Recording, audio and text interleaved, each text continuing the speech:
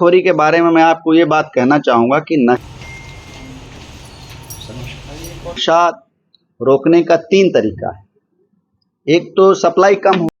छत्तीसगढ़ के डीजीपी यानी director general of police Arun Dev Gautam बुधवार को भिलाई पहुंचे। डीजीपी ने दुर्ग पुलिस के आला अधिकारियों की बैठक ली। नमस्कार, मैं हूं मनीष चौबे और आप देखना शुरू कर चुके हैं सीजी दुनिया।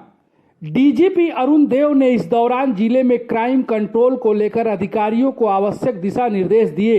विशेषकर जिले में बढ़ रहे अपराधों को लेकर अफसरों को विशेष सतर्कता बरतने व प्रभावी उपाय करने की सलाह दी। इस बीच मीडिया से चर्चा के दौरान दुर्ग में 2 दिन पहले मासूम से दुष्कर्म व हत्या को लेकर कहा कि पुलिस का काम न्याय करना है।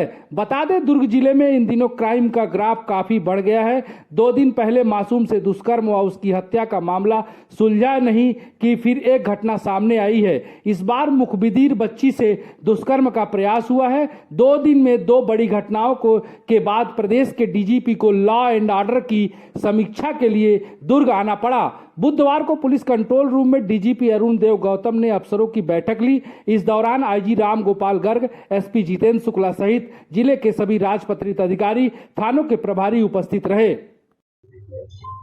हाँ, मेरा आज आकस्मिक भ्रमण है दुर्ग जिले का।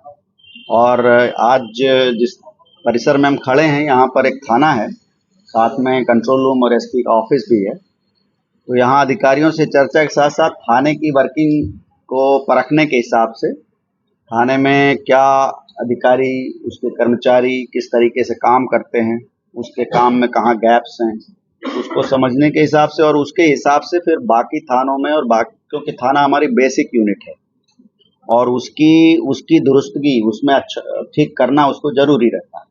इसलिए आज जो देखा गया है उसको हम कोशिश करेंगे कि सभी थानों में उस प्रकार की त्रुटियों को दूर किया जाए।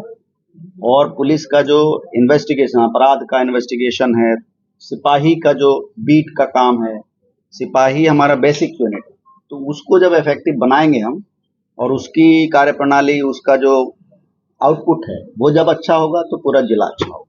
सर, वेलफेयर के लिए, पुलिस वेलफेयर के लिए भी बात की है? नहीं, पुलिस वेलफेयर तो हमारा पूरे प्रदेश के लिए चलता ही रहता है, उसके लिए कुछ ही स्पेसिफिक जिले की आवश्यकता नहीं। सर, छत्तीसगढ़ में अपराधों के ग्राफ लगातार बढ़ते जा रहे हैं, चाहे यौन अपराध हो, चाहे साइबर अपराध हो या हत्या प्रकरण हो। कितनी बड़ी चुनौती है पुलिस के लिए और कैसे इसमें लगाम लगे? हाँ, अपराधों के नियंत्रण के लिए ही तो कार्रवाई चल रही है।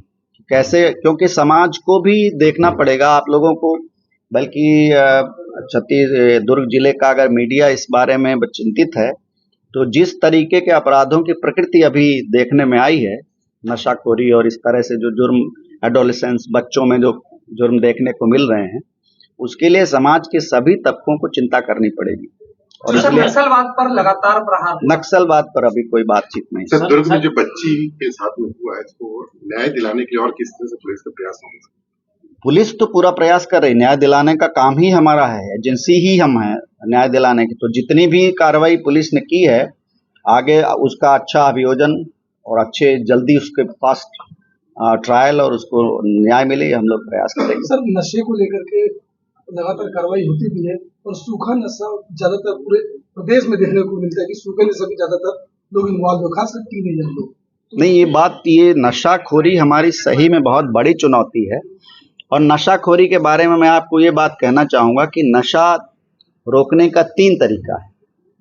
एक तो सप्लाई कम हो, तो सप्लाई कम करने का काम हम करते हैं।